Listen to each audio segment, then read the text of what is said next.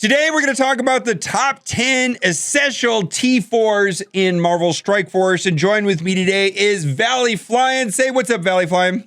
What's up, Valley Flying? Yeah, here we go. You always do that. And I just want to put this out here. We're actually going to take a slightly different approach to this because we're going to start off by talking about Black Panther. And why are we going to talk about Black Panther and his Defender of Wakanda passive? And why are we starting the video off like this? That's the main thing, is why are we starting the video off like this? This is one of the best T4s in the game, but you got to use Black Panther a lot, and I don't think he's getting a lot of usage in the game right now. But this is an awesome T4. Yeah, so every time he gets a kill, feeling the speed bar 100%, which means he can keep going and going and going. Right. So that is the problem with making an essential list of T4s, is that there are good T4s and there are good characters, and then there are good characters with good T4s, and then there's also good characters that are only good on certain teams, and then there's certain characters that are good everywhere. It just becomes like this weird subject of how do you define what is the best when you've got an amazing T4 like Black Panther, but I don't use him, and I do not have this T4 in this character. So we're avoiding this type of situation for this video. Does that make sense? It does. It yes. does. Just because it's an efficient or good T4 doesn't mean you should T4 them. And in general, I just want to put this out here before we start the video.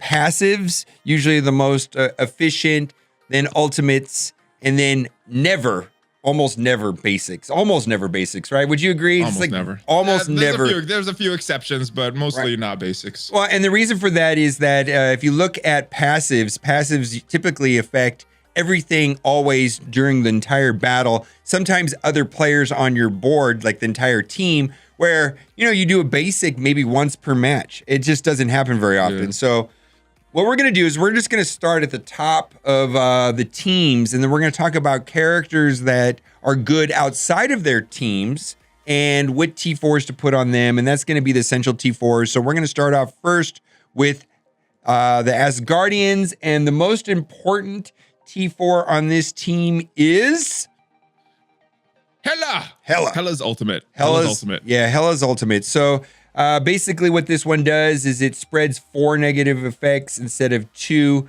That happens quite a bit because oftentimes there's going to be defense down and health block from the team themselves, one coming from Loki, one coming from Greg. But when Loki does the defense down, sometimes the opposing team will put a negative effect like a slow or something else, right? And you want to spread everything. It's just like rather than just the 2, and you don't want the computer to pick the 2. You want it to definitely be the defense down, right? Yeah, this one gets a lot more value when you're using your outside of that Asgardian team, but this is one of the best T4s on that entire team, in my opinion. And then we also have to talk about her passive, right? I mean, it's just like massive efficiency with the amount of max health, and then the amount of damage on defense and war. Seems pretty efficient, right? If you're gonna do her right, you might as well do her passive. Might as well do it right. Get this one as well. Yeah, and this is about Hela being a strong character outside of the team. And so those T4s are not only good inside the team, they're also good outside of the team. But if we're going to talk about this team, and you want to make the T4s on this team, I suppose we could talk about Heimdall's passive. We can talk about Loki's ultimate, extending the stealth. We could talk about Ultimate's special, right? But that's fine, but it's they're only useful inside the team, where Hela has a lot of value outside of the team and in different places. So that's where we would say Hela has an essential T4. Make sense? Yeah, and to your point, I don't really use Loki, Heimdall outside of this Asgardian team, so not as much bang for your buck as some character like Hela. Correct. All right, so next on the list, we're going down a little bit further. We're doing a team right here, which has Captain America, Black Widow, Hulk, Shield Trooper, but we're only going to talk about Captain Marvel. Why are we going to talk about Captain Marvel? She is that team. That team doesn't really work well without her on that team, and she's one of the better characters in the game right now. Yep.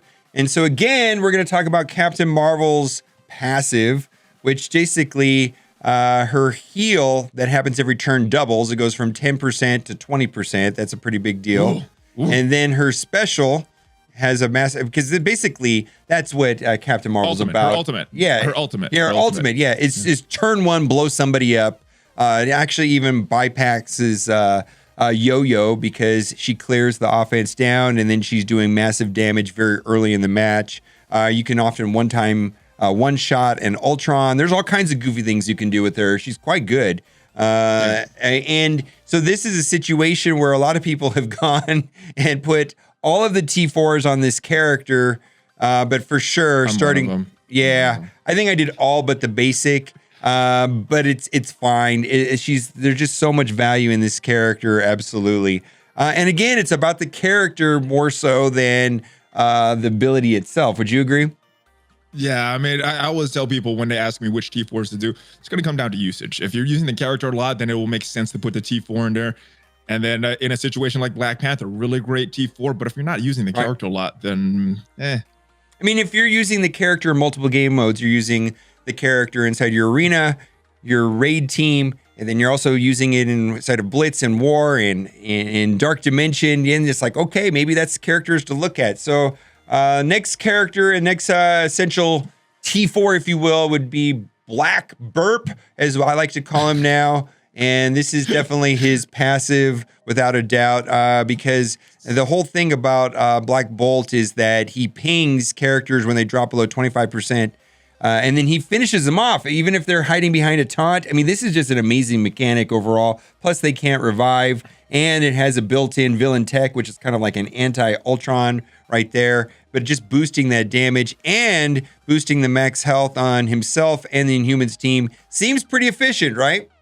Very, very strong burp. And that health just helps the whole team as well. Now, kind of like a leadership ability almost. Yeah. And how many of the T4 did you do on Black Bolt? All of them. All of them. Yeah. Same thing. It's about the character more. I mean, we could talk about the rest of them on him, but it's just like, I did all of them. You know, it's like, I use him so much that even this one right here, this is a big deal. Being able to clear 2 positive effects seems like a big deal. Yeah, this is one of the exceptions that we talked about. Yeah, this is a really good basic that is worth it. Yeah. I end up using a lot, especially paired with Yo-Yo's basic. Yeah, and then that's where we're gonna go next. Is that Yo-Yo complements Black Bolt so well that I ended up doing most of Yo-Yo's, but really the 2 vital ones on her are going to be her basic and her passive. And the reason why the basic is that if you've got a pairing with her and Black Bolt, you want to make sure that he assists always, because then he's clearing the negative effects. Basically, her basic now clears 2 positive effects, which is very efficient on her basic. But her special or ultimate, really, I don't know, they're not meaningful. I did all of them, but they're not meaningful, I don't think. I regret that special. Yeah, they're not meaningful. The basic and passive, very, very basic good. and passive. And then I think there's also merit to putting Crystal's passive as well. But that's so situational. That's just war. Just war. But I agree. That's one that's going to help that particular team. And I don't really use Crystal outside of this Inhumans team. Kind of like those Asgardians. Right. Next, we're going to go down to best character in the game. I recently decided that Phoenix is the best character in the game because Dark Dimension 3 is solely about Phoenix. She's doing like 80% of the damage whenever you're playing. And when you get into Dark Dimension 3, you will understand that it's all about her because it was a toss-up between her and Ultron. And now I'm convinced that Phoenix is the best character in the game solely because of her performance in Dark Dimension 3. So, of course, she's going to be a character that I suggest putting every single T4 on. But let's talk about the essential ones. Now, the interesting thing about her is you have to toggle between her Phoenix and her Dark Phoenix mode. And I'm going to suggest starting with the passive. And you can see that the passive boosts her damage and health. And for not only herself, but the X-Men team. And then when you look at it, it's big. And then when you click the Dark Phoenix mode, because you get both. When you do it you get both of them right there. Defense down for 2 turns. That's bonkers, right? 2 for 1, baby. I love it. And then you pretty much have to do her special. Same thing, right? Clear all positive effects. And then this one was optional for a long time right here. Vitality drain going from 15 to 20%. But as soon as you go into Dark Dimension 3 or even Dark Dimension 2, if you're using Phoenix in Dark Dimension 2, this becomes an automatic auto-include as well, right? Like an essential one. I think this is one that a lot of people are sleeping on because they look at what it does for normal Phoenix. But what it does for Dark Phoenix, I think it's a lot better. Yeah, you look at the normal Phoenix version. Yeah. But you look at what it does for Dark Phoenix, very, very important. So yeah. And so people are sleeping at that one a little bit. Well, I mean, that is nothing right there, the health or whatever, but it's mostly about going from 15 to 20% in Dark Dimension 3 means that she does 200,000 damage. Now she does 280% damage. It's crazy. Yeah. She's doing all the damage in Dark Dimension 3, basically. Now there's a ton of T4s for the rest of the team. Which ones do you like out of the rest of the team? There's some good ones on Colossus, but again, that's not really one that's going to affect multiple game modes. I don't really use Colossus outside of that team. Cyclops has a couple good ones if you're using him in that X-Men team. There's some validity to Storm's passive as well. Mm-hmm. But I think the essential one, like you talked about, is mainly for Phoenix because of the multiple game modes. Okay, let's talk about power armor. There are none. Nothing super essential. Yeah. I do like War Machine's passive, but I wouldn't put it in the essential category. Yeah, nothing in this team is essential, and maybe when we get Ironheart, that'll change. Okay, let's go down to BKT. Here's the cool thing about Minerva is her kit does not require any T4s, so she doesn't need anyone. But we'll talk about Thanos, and I think Thanos is going to be moving up on the list. I'm hearing a lot of people are saying that they're taking their Thanos from 5 red stars to 6 red star with promotion tickets. I'm like, Thanos, the old Thanos. A little early. Old Thanos, old Thanos, maybe not, but new Thanos might be a thing. Yeah. So a lot of people are doing that early. But let's just talk about Thanos passive, why that has been such an important one for a long time. Talk about that one right there. Well, the extra ability energy, not 75% chance. You're getting that every time you're getting a kill. And the value of this BKT team is running them in, some of these lower raids, like Ultima 6 or some of these Greek raids where you're just getting that energy funnel to set off rockets ultimate over and over again. So yeah, and then pairing that with Minerva, that's why that BKT team works, because of this energy. Yeah, it benefits both. I gotta say that Thanos would not have made this list or been an essential one if it wasn't for the rework. But because of the rework and the Black Order, I think he's going to be coming up as far as being an essential character going forward, without a doubt. But I do think people are jumping the gun a little bit by taking him from 5 to 6. We'll have to see. Late March was when Ma's going to come out. Yeah, so it's like, well, are you getting? When people are doing that, it's like, are you getting Ma, Ebony Ma? It's like, I'm not getting Ebony Ma. And then I was like, well, then why are you doing this? I don't know. It doesn't make sense to me. Okay, so it's just normal Thanos. Okay, so here's a team that has a ton of T4s, and I don't even know where to start because there's a bunch of them, right? I guess we could start with Magneto's special, right? But that's specific to a matchup, right? Yeah, I mean that is mainly and was designed mainly back in the day for Shield Trooper to get the disrupted on him, so he can't keep giving that auto taunt. Right.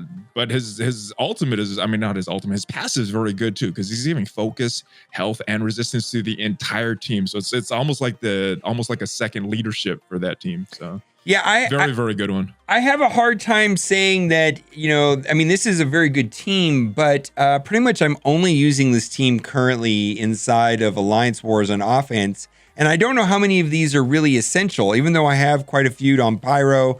Which ones do you have on Pyro that you like? I like the special and the ultimate. Both of them help that team work very well. But again, I'm like you. I don't really use any of these characters outside of this Brotherhood team. Yeah.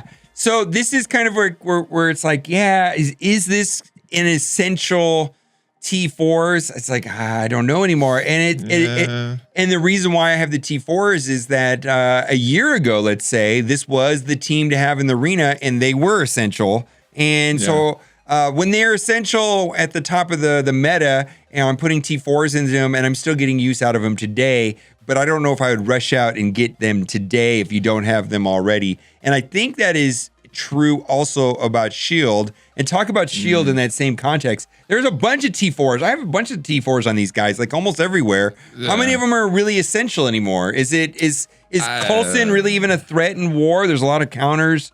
I don't see there's being like the thing is, if it's meta today, it's probably going to be useful 6 months from now. But if it's not meta today, where's it going to be 6 months from now? And this is kind of where that is right now. It's like, yeah, this I don't know. Meta a year ago. I mean, it was even falling out of the meta a year ago, and to make that team work, there's some T4s you need to put into this team on some of their passives, but I don't know if it's worth the investment nowadays. Yeah, I probably have like 6 or 7 T4s into this team, and it's okay. You know what I mean? And I think we're gonna gloss over defenders on this list also, because it's the same situation. It's like, I don't know, man, that's not really anything anymore. Same thing with Fantastic Four. There's a lot of great T4s that you can put. I mean, there's some on Namor that I think can really boost the efficiency and Alliance War offense, but really it's about Invisible Woman, and there's several on Invisible Woman. Take it away. All right, so her passive is really good just for that Fantastic Four team, but I think you're going to see more bang for your buck with her special and her ultimate, because those are going to benefit when you're using her outside of that team, whereas something like her passive just going to benefit that Fantastic Four team. Yeah, her special will clear 2 negative effects from all allies. It's actually kind of frustrating when it's 3 most injured. It won't target the right ones. You pretty much have to use that one right there if you want it to be efficient and effective in any way whatsoever. And then offensive down to all enemies. That's big. Yeah, you pretty much on her. I mean, bending light and sonic shields, you pretty much have to do. And then hard light is kind of a luxury. I mean, she just gets extra health. It's good. It's helped the Fantastic Fours, but not really any of the characters that you might run with her in Ultimate 7. Yeah, these two right here are pretty easy for me to call essential because of her importance pretty much in every game mode. Yo-Yo has kind of overshadowed her a little bit because you can't use both of them on the same team. But if it wasn't for Yo-Yo, she would still be absolute essential. Now, let's go down to Wakandans, and boy, this is kind of tricky. Black Panther. No, not Black Panther. Shuri, and really only, we're talking about using her in U7, right? Yeah. So for U7, I think there's 1, maybe 2 that you really need for her. Yeah, definitely. I think there's 2. I think you have to do the speed up on spawn. That way she can go first and apply the defense up with her special very early in U7, and then really the healing one right here. That's the big one. Yeah, so these 2 right here, her passive and her special, are essential if you're going to use her. Because we're talking about using her individually in U7. I don't think she's effective in Arena, and I don't think Wakandans in general are an effective team at all. And then this right here, only the special only benefits on the Wakandan team, but Wakandan team really kind of got shafted, never really useful in raids. Would you agree? Yeah, they were overhyped to be that ultimate raid team and never, ever really lived up to the hype. They were overshadowed by BKT once they came out. People were expecting that they would be a lot better in Ultimate 7, but they never really had that time to shine. Okay. Ultron. Let's just talk about... so here's the answer to Ultron. All of them. All the T4s on Ultron. But let's talk about the order, because that comes up a lot, is what is the order to put that on? And I'm going to say it is special, factory upgrade. Yep. Agreed. Ultimate. Ooh, I would probably go with passive first before ultimate. Okay. Or passive. Either or. You got to do them all, but yeah. But definitely without a doubt, I think what's not up for debate is his special. Special needs to go because that takes it from 2.5 to 3. You just need that. That is the whole point of this team, is his minions. So special, ultimate, passive, basic, but definitely start off with the special. Then let's talk about Scientist Supreme, because it's on the same thing right there. And Scientist Supreme is, you really don't have to do any of them on her, really. And this is not for aim. Not for aim. Running that Aimtron team. No. Yes, but if you're going to be running her in raids like Dark Dimension 2 or in Ultimate 7, definitely want to do her special. This 4th negative effect oftentimes is the heal block. You're not flipping, and it makes a big difference. So that's just the way it is. Now that's one on paper that I didn't really see the value on, but as you start to get to those later nodes in Ultimate 7, a lot more debuffs, and that one really shines once you get later in Ultimate 7. If you play in Ultimate 7 and use Scientist Supreme, which Scientist Supreme is pretty much the key to Ultimate 7, because let's just say it's the slow down and the speed up mechanic. She's slowing down the other team and speeding up your team. I mean, the disparity between that right there is huge. And I mean, it's a big deal. And then being able to flip this, it's just, you have to have it. If you play enough, it seems like once a week, the AI goes crazy and just blows up your team. Well, this prevents that from happening a lot of times. It's U7 is challenging still, and we've been tackling it for a minute. So we're kind of getting towards a different part of the list, like right here. I wouldn't suggest any here. Same thing here in Defenders. I hate to say it. There's a bunch here on Defenders that I wish I could get back. And, if we're talking about Guardians, there's a bunch of good ones on Guardians like Star-Lord and Rocket, which we passed over. I don't know if I'd even want those back, to be honest with you. Does that make sense? I think I would keep my Guardians, but I might want the Defenders back because I still use Guardians today. I don't really use Defenders that much. Yeah, so it's kind of an interesting thing. Yeah, so there's a bunch on Star-Lord. I think Star-Lord's passive is fine. But again, it's just like, oh man, I don't know how much I use them anymore. And then, we've got some other characters that I wouldn't suggest putting any on. And I want to talk about these next three teams, which is Spider-Verse, Supernatural, and Marauders. And I think there's a lot of good T4s on them, but they're not farmable. And I'm not looking into them until I can farm them. And specifically, let's talk about Supernatural. I think this is a fantastic team, right? Ghost Rider and Elsa, I'm pretty much locked into the star levels I have right now.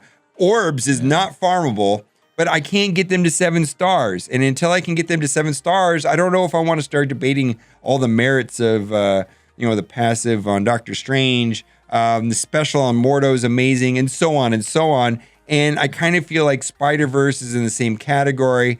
Like Symbiote Spider-Man makes these three amazing. There's a bunch of really good T4s in here, but until I can use them, I'm not looking into the T4s until they're farmable. Does that make sense? It does.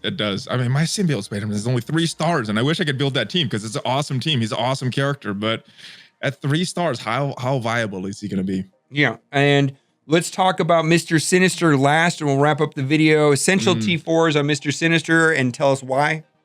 All right, ultimate and passive, if you're really going to build Sinister up, because those two in particular are going to affect the T4s for his summons. So if you T4 his ultimate, you're going to have a T4 equivalent on his summons on their basics, special, and their ultimate. And if you do his passive, you're going to get the T4 equivalent on his summons passive. So I think I said that correctly. Yes. So if you have a Mr. Sinister that is 6675, the clone will come out 7775. Does that make sense? Yes. That's the way it works. And I am not doing anything on him. Again, he's not farmable, and I have 3, 5. You really need to have like a 4-6 or maybe a 5-6. What does your Mr. Sinister look like? I think I have a 5-5 right now. Yeah, see, like if I had a 5-5, I would go ham on this guy, and that would do it. So it's kind of interesting. Okay, so guess what time it is? Is it time for a giveaway? Yes. Oh! It's time. Yes, man. Thanks for the sound effect. I don't have to edit that in now. I have to do it. I did it anyway. It's so fine. Do whatever you want, man. So I really hope you liked this video today, because if you did, you were in luck. For every single person that likes this video today, you will be getting for free in your account an 8-star Tiger King. Boy, that Tiger King right there. That is a good-looking Tiger King. Boy, that's awesome. Yeah, dude, he kind of looks like you, man. That's kind of a weird thing, right? I see something in the eyes. Something looks nice about him. I would want that character in my roster. Yeah, definitely. that's definitely a winner right there. All right, guys, let me know what you think of this list. I'm sure there's a ton we missed, but again, if you use the character, you're probably going to want to do the T4s. If you're using the character in your arena and it's a passive or an ultimate, probably okay to do it. I'm just going to say that going forward. I pretty much always look at the passives first, and then I go to the ultimates. And if it's a character I use in my arena or my raid team, I just do it. It's just, I'm going to use it all the time. I use it every day, so it's worth getting the T4. All right, guys. Thanks for watching, and keep on gaming.